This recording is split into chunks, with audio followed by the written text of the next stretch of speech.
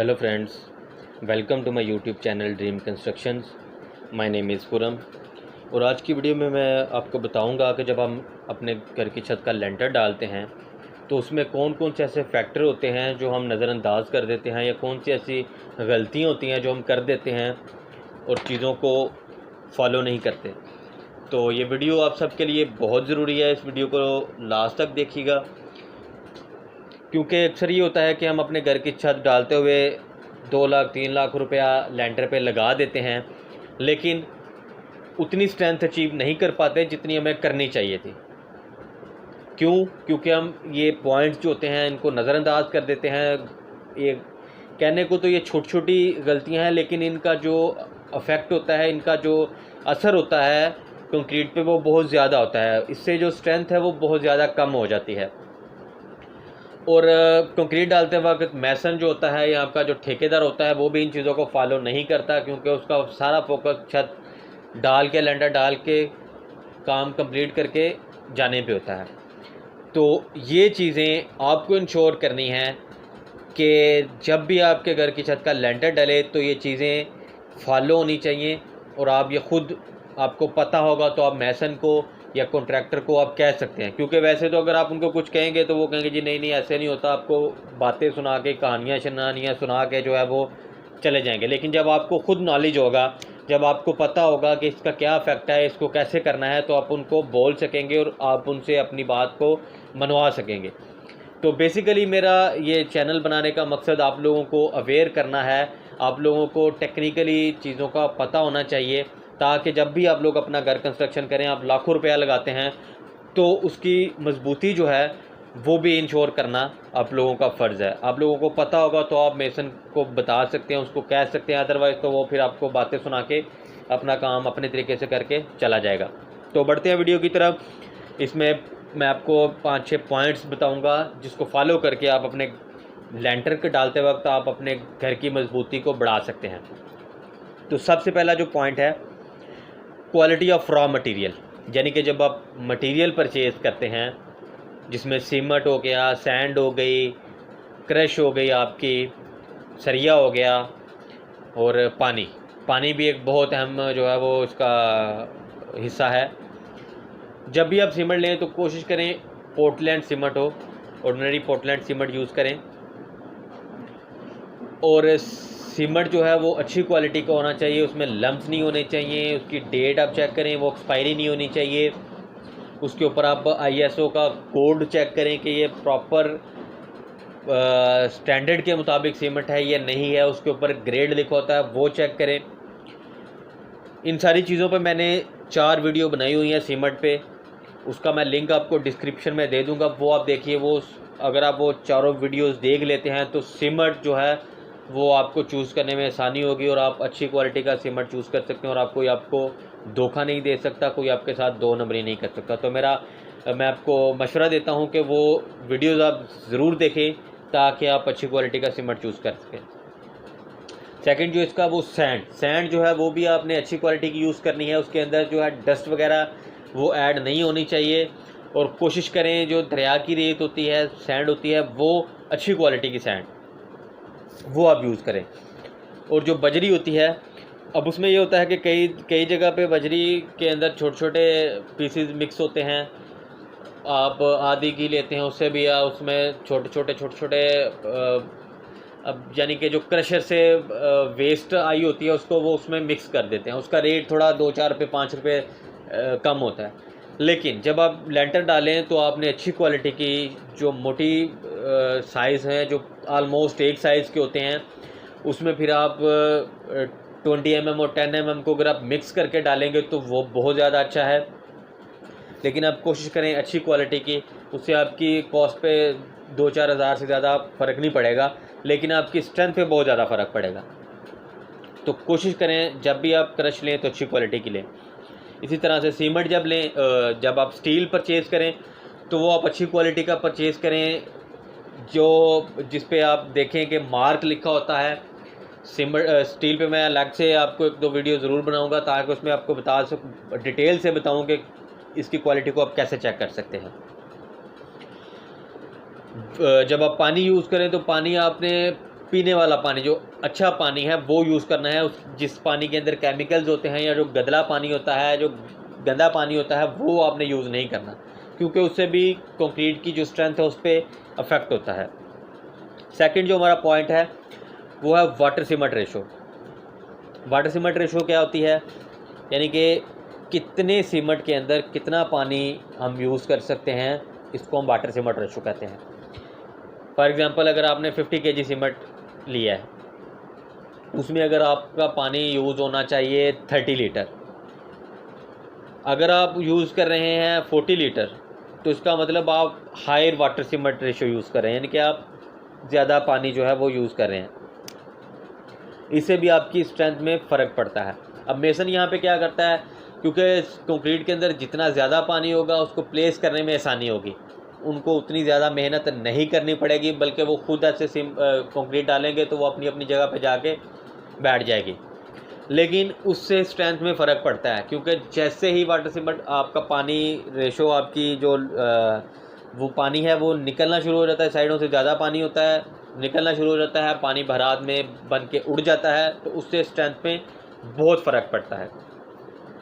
लेकिन मेसन उस टाइम ये करता है कि उनको इजीली होता है, प्लेस करना इजीली होता है। अगर कंक्रीट थोड़ी हार्ड होगी, उनको थोड़ा ज़्यादा मेहनत करनी पड़ेगी, ज़ोर लगाना पड़ेगा, तो उस टाइम वो ये क्या करते हैं जी, इसमें पानी कम है, प्लेस नहीं हो रहा, ये नहीं हो रहा, वो नहीं हो रहा, तो वो पानी ज़्यादा डलवा देते हैं। उस टाइम उनका काम तो निकल जाता है, लेकिन आप लोगों के जो कंक्रीट होती है उसकी स्ट्रेंथ पे बहुत फ़र्क पड़ता है, वो स्ट्रेंथ उसकी कम हो जाती है। इसी तरह से जो लो वाटर सीमेंट रेशो होती है उससे स्ट्रेंथ ज़्यादा हो जाती है। फॉर एग्ज़ाम्पल, अगर आपको 30 लीटर चाहिए एक बैग सीमेंट में, तो आप अगर 28 लीटर या 27 लीटर डालने हैं तो उससे स्ट्रेंथ ज़्यादा होगी, लेकिन क्या होगा, उससे वर्कबिलिटी कम हो जाएगी, यानी कि वो कंक्रीट चूँकि बहुत ज़्यादा हार्ड हो जाएगी तो काम करना बहुत ज़्यादा मुश्किल हो जाएगा। तो वाटर सीमेंट रेशो को मेंटेन रखना बहुत ज़रूरी है। उसके लिए कुछ केमिकल्स भी मिलते हैं जो हम डालते हैं ताकि उसकी जो वर्कबिलिटी है वो प्रॉपर हो जाए।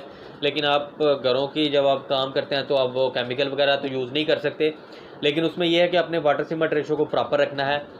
इस पे मैं एक टेबल आपको बना के वो भी आपके साथ शेयर करूंगा, नेक्स्ट वीडियो में बनाऊंगा कि कितने सीमेंट में कितना पानी यूज़ करना चाहिए और किस रेशो में कितना पानी यूज़ करना चाहिए।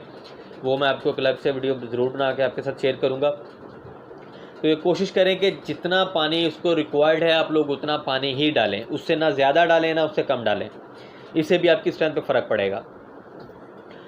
तीसरा जो पॉइंट है वो है fine and coarse aggregate ratio, यानी कि जो आप 1 2 4 अगर आप यूज़ करें, फॉर एग्जांपल उसमें 1 हिस्सा सीमेंट, 2 हिस्सा रेत और 4 हिस्सा बजरी होती है। अब मेसन यहाँ पे क्या करते हैं, अक्सर कह देते हैं अच्छा जी बजरी जो है वो 3 हिस्सा कर दें, या जो सैंड है वो 3 हिस्सा कर दें और बजरी 4 हिस्सा ही रहने दें, या फिर बजरी भी 3 हिस्सा करते हैं, 3 हिस्सा करते हैं और सैंड 2 हिस्सा कर दें। उससे क्या होता है, उसके भी आपकी स्ट्रेंथ पे फ़र्क पड़ता है, उससे उनका काम करना ईजी हो जाता है, क्योंकि सैंड जब ज़्यादा हो जाती है तो वो कवर कर लेती है आपकी क्रश को और उनको ज़्यादा हार्ड मेहनत नहीं करनी पड़ती, बल्कि उनको जब प्लेसिंग करते हैं तो ईजिली प्लेस हो जाती है, लेकिन उससे स्ट्रेंथ पे फ़र्क पड़ता है। तो कोशिश आपने ये करनी है कि आपकी वाटर सीमेंट रेशो पूरी रहनी चाहिए, यानी कि अगर 1 2 4 आप यूज़ करें तो वो 1 2 4 ही यूज़ करें। करना आपने क्या है, आपने जब वो मिक्सिंग वाला मिक्सिंग करता है सॉरी, तो वहाँ पे आपने कोशिश करनी है कि उसकी मिक्सिंग प्रॉपर हो, क्योंकि अक्सर औकात जो मिक्सिंग वाले होते हैं वो जल्दी में मिक्सिंग प्रॉपर नहीं करते, और जब वो आप आगे कंक्रीट प्लेस करते हैं तो वहाँ पे क्रश आपको अलग ही नज़र आ रही होती है। तो आप ये लोग ये समझते हैं कि जी शायद इसमें रेत कम है, इसमें सैंड कम है, तो आप लोग जो है वो उसमें रेत और डाल देते हैं। हालांकि मसला वहाँ पे नहीं होता, मसला मिक्सिंग में होता है कि वहाँ पे मिक्सिंग प्रॉपर नहीं हुई होती या पानी ज़्यादा डाल दिया जाता है, तो वहाँ पे प्रॉब्लम आती है। और मेसन आपको सैंड ज़्यादा करवा के तो आपकी स्ट्रेंथ में डिक्रीज़ हो जाती है। तो आपने ये कोशिश करनी है मिक्सिंग उसकी प्रॉपर होनी चाहिए, वाटर सीमेंट रेशो प्रॉपर होनी चाहिए। अगर मिक्सिंग और वाटर सीमेंट रेशो प्रॉपर होगी तो आपकी वही 1 2 4 वाली जो रेशो है वही आपको अच्छी कंक्रीट देगी।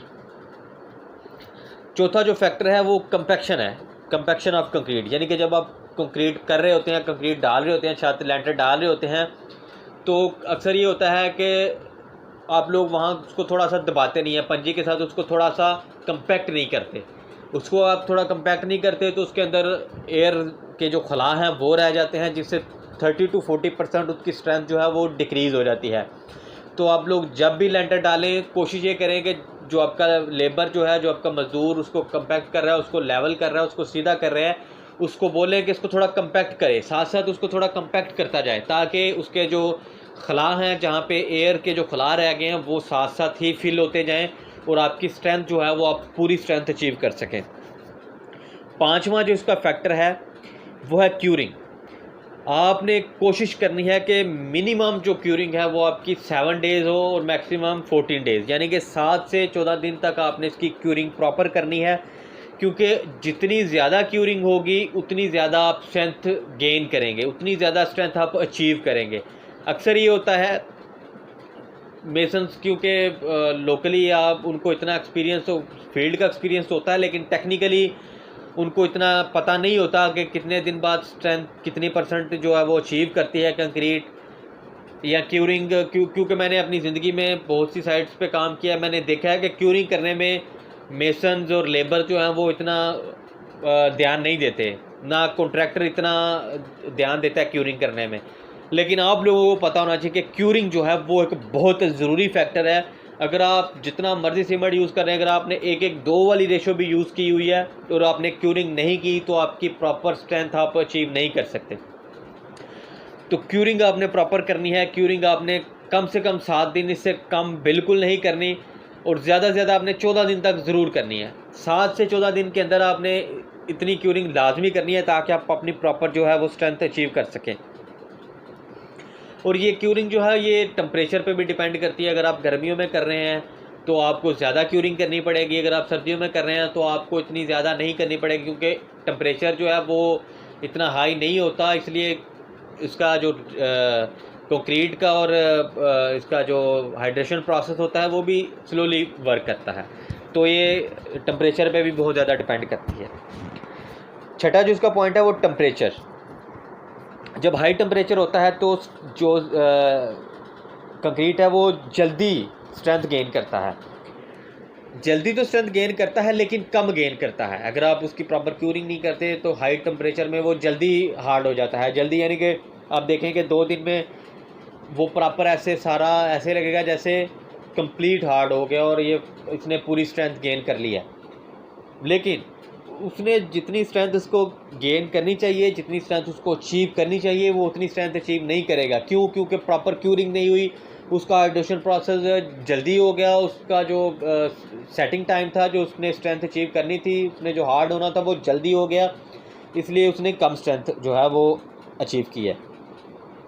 अगर उसका लो टेम्परेचर रहेगा, अगर आप उसकी क्यूरिंग करते रहेंगे, उसका टेम्परेचर हाई नहीं होने देंगे, तो वो स्ट्रेंथ तो स्लोली गेन करेगा, उसको टाइम लगेगा, यानी कि वो 7 दिन 6 दिन 8 दिन में गेन करेगा, लेकिन ज़्यादा गेन करेगा। फॉर एग्जांपल अगर हाई टेम्परेचर में उसने गेन की 25 न्यूटन, तो लो टेम्परेचर में वो 33 न्यूटन करेगा, पूरी स्ट्रेंथ गेन करेगा, लेकिन करेगा थोड़ा स्लोली। तो ये सारे फैक्टर्स हैं, ये आपने इनको जब भी आप अपनी छत का लेंटर डालें तो ये बहुत ज़रूरी फैक्टर्स हैं, इनको अपने नज़रअंदाज नहीं करना, बल्कि आप लोगों ने मैसन्स को और वेंडर्स को, ठेकेदार जो है, उनको प्रेशराइज़ करना है कि वो इन चीज़ों को फॉलो करें, ताकि आप लोगों ने जो पैसा लगाया हुआ है उसके मुताबिक आप अपने घर की जो मजबूती है वो हासिल कर सकें। तो वीडियो को लाइक कीजिए, फ्रेंड्स के साथ शेयर कीजिए और मेरे चैनल को सब्सक्राइब कीजिए, और कमेंट्स बॉक्स में मुझे बताइएगा कि वीडियो आपको कैसी लगी। तो मिलते हैं नेक्स्ट वीडियो में, तब तक के लिए खुदा हाफिज़।